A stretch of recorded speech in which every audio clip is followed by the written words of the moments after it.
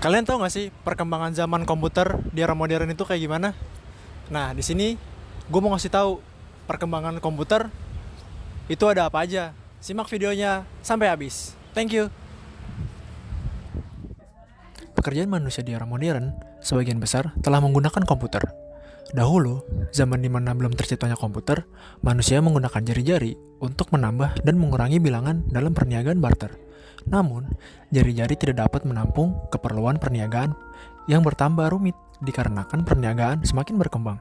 Sehingga terciptalah alat abakus atau sempoa untuk melakukan operasi matematika dasar.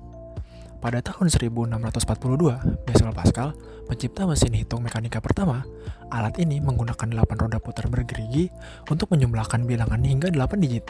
Alat ini menggunakan alat perhitungan bilangan berbasis 10. Kelemahan alat ini adalah hanya terbatas untuk melakukan perjumlahan. Terus, siapa sih penemu komputer itu?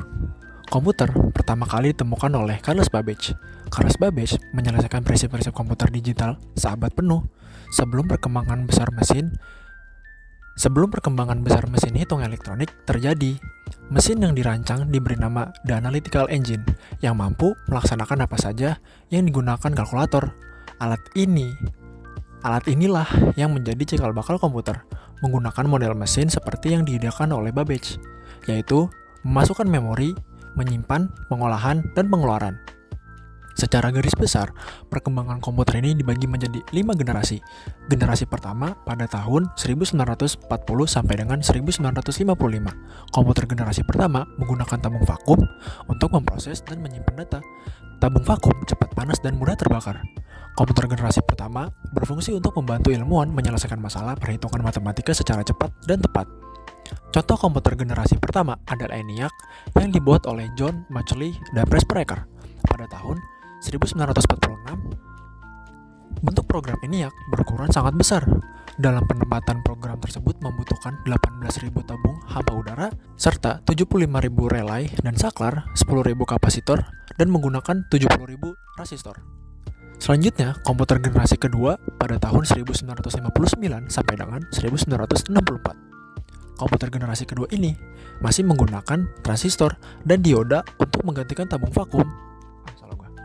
Selanjutnya, komputer generasi kedua pada tahun 1959 sampai dengan 1964. Komputer generasi kedua ini menggunakan transistor dan dioda untuk menggantikan tabung vakum, walaupun keduanya juga mudah terbakar. Diperkenalkan juga cara baru penyimpanan data pada masa ini secara magnetik menggunakan besi-besi lunak yang dililit oleh kawat. Kecepatan proses komputer generasi kedua lebih cepat dibanding generasi pertama. Awalnya, komputer generasi kedua menggunakan bahasa program tingkat tinggi seperti Fortran dan COBOL. Kedua bahasa program ini menggantikan bahasa mesin. Komputer generasi ini digunakan untuk proses data di bidang perniagaan, universitas, dan militer. Contoh komputer pada generasi ini adalah DEC DPD-8, IBM 7000, dan IBM 7094. Komputer generasi ketiga pada tahun 1964 sampai dengan 1980. Komputer generasi ketiga dibuat dengan menggabungkan beberapa komponen di dalam satu tempat. Tampilan dari komputer juga disempurnakan. Selain itu, komputer generasi ketiga penyimpanan memorinya lebih besar dan diletakkan di luar atau eksternal. Penggunaan listriknya juga lebih hemat dibanding komputer generasi sebelumnya. Ukuran fisiknya menjadi lebih kecil atau disebut juga dengan komputer mini, sehingga lebih menghemat ruang. Komputer generasi ketiga juga mulai menggunakan komponen IC atau Integrated Circuit yang biasa disebut juga dengan chip. Dapat digunakan untuk multiprogram. Contoh komputer generasi ketiga adalah Apple II, IBM PC, dan NEC PC. Selanjutnya, komputer generasi keempat pada tahun 1980 sampai dengan sekarang. Komputer generasi keempat masih menggunakan IC atau chip untuk pengolahan data dan penyimpanan data. Komputer generasi ini lebih maju dikarenakan di dalamnya terdapat beratusan ribu komponen transistor.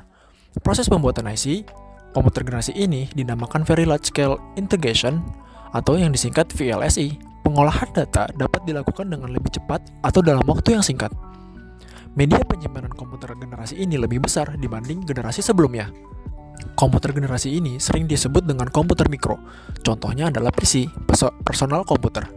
Teknologi IC komputer generasi ini membedakan antara komputer mikro dan komputer mini serta mainframe. Generasi ini juga mewujudkan satu kelas komputer yang disebut komputer super. Bahasa pemrograman BASIC dan Pascal mulai digunakan pada komputer generasi keempat. Bahasa-bahasa program tersebut merupakan bahasa yang paling populer untuk komputer mikro. Perkembangan selanjutnya adalah laptop, notebook, headlet, dan PDA. Itu mulai diperkenalkan. Komputer-komputer tersebut lebih kecil dari komputer mikro serta mudah dibawa kemana-mana. Komputer mikro juga dapat digemukan oleh jaringan internet. Selanjutnya, komputer generasi kelima. Komputer generasi kelima ini merupakan komputer impian masa depan.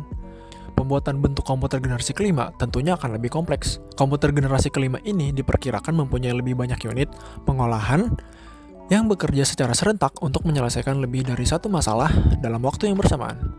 Komputer impian ini diperkirakan akan mempunyai kepandaian tersendiri atau dapat membuat keputusan sendiri. Sifat luar biasa komputer ini disebut sebagai kecerdasan buatan atau AI. Thank you bro udah nyimak penjelasan gue. Gue cabut dulu, gue ada kelas.